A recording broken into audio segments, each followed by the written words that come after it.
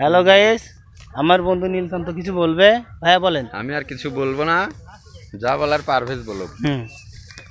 So আমাদের বন্ধু নীলকান্ত, তাকে কিন্তু এই ঈদেও হ্যাঁ পবিত্র ঈদুল আজহার যে দাওয়াত করেছিলাম, কিন্তু তাকে বললাম বন্ধু আমাদের যে বাড়িতে যে গরুটা কুরবানি হবে সেই কুরবানিটা তোমাকে হাতে দিতে হবে।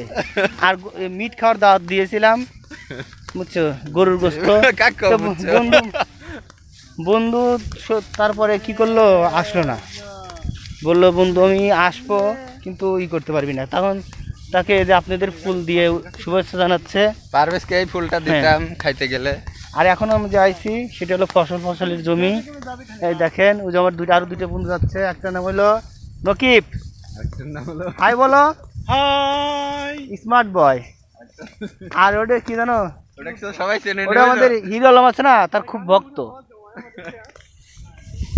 তো বন্ধু, আমাদের যে এলাকার যে ফসলের জমিটা যে এটা কি বলে বলো, এই ফসলের জমিকে কি বলে? বিউটি, ফসলের মাঠ যেটা বলে। আচ্ছা, কেমন লাগছে তোমার ফিলটা বলো? This is very amazing because of this is a natural beauty. Right. So it's amazing. Look like wow. হ্যাঁ, সো আসলে যারা গ্রামে থাকে, গ্রামের পরিবেশটা তারা খুব ভালোভাবে উপভোগ করে।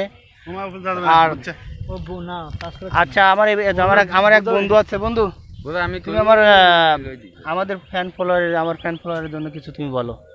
বলার কিছু না, এর ফ্যান ফলোয়ার সব পাগল। দেখছেন, এইটাকে এক মাস আগে আমি পাবনা পাগলা গাড়ি থেকে ছাড়া এনেছি।